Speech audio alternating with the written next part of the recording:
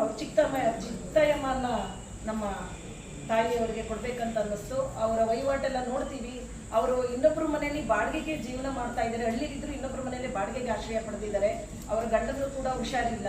ಹಾಗಾಗಿ ಜೀವನೋಪಾಯಕ್ಕಾಗಿ ನನಗೆ ಕೊಡಿ ಮೇಡಮ್ ಅಂತ ವಿನಂತಿ ಮಾಡ್ಕೊಳ್ತಾರೆ.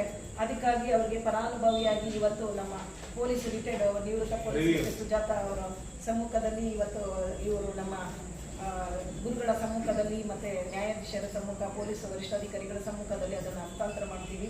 ಇದು ದಯಮಾಡಿ ನೀವು ಮಾರಾಟ ಮಾಡ್ಕೊಳ್ಬೇಡಿ ಅಮ್ಮ. ಯಾಕಂದ್ರೆ ನಮ್ಮ ಲಯನ್ಸ್ ಕ್ಲಬ್ ಬಂಧುಗಳು ಮತ್ತೆ ನಮ್ಮ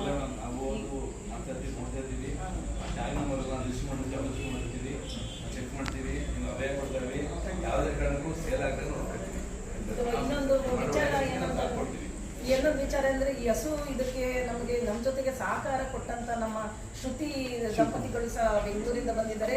ಈ ಹೆಣ್ಮಕ್ಳು ಬಂದು ಕೇರ್ಪೇಟೆ ತಾಲೂಕು ತುಂಬಾ ಖುಷಿ ಆಯ್ತು. ಅವರು ಕೂಡ ಮೇಡಮ್ ನಾನು ಸೇವಾ ಮನೋಭಾವನೆ ಅನ್ಕೊಂಡಿದ್ದೀನಿ, ನೀವೇನಾದ್ರೂ ಸಹಾಯ ಮಾಡಿದ್ರೆ ನನ್ನ ಸಹಾಯನ ನೀವು ತಗೋಬಹುದು ಹೇಳುವಾಗ ಆಕೆನೂ ಕೂಡ ಪಾಲುದಾರಳಾಗಿದ್ದಾಳೆ ಈ ಹಸು ವಿಚಾರದಲ್ಲಿ. ದಂಪತಿಗಳು ಅಲ್ಲಿಂದ ಬಂದಿದ್ದಾರೆ, ಅವರು ಕೂಡ ಖುಷಿ ಆಯ್ತು ಬಂದದ್ದು ಈ ವೇದಿಕೆ ಮೇಲೆ ಇರುವುದು. ಆಕೆ ಕೂಡ ವೃತ್ತಿಯಲ್ಲಿ engineer, software engineer, Kerpete taluk Yamanahalli ಗ್ರಾಮದಿಂದ ಬಂದಿದ್ದಾಳೆ ಹೆಣ್ಮಗಳು. ಅವರು ಕೂಡ ನಾನು ಅಭಿನಂದಿಸ್ತೀನಮ್ಮ ನಮ್ಮ ಕಾರ್ಯಕ್ಕೆ ಕೈಗೊಳ್ಳುತ್ತೀನಿ.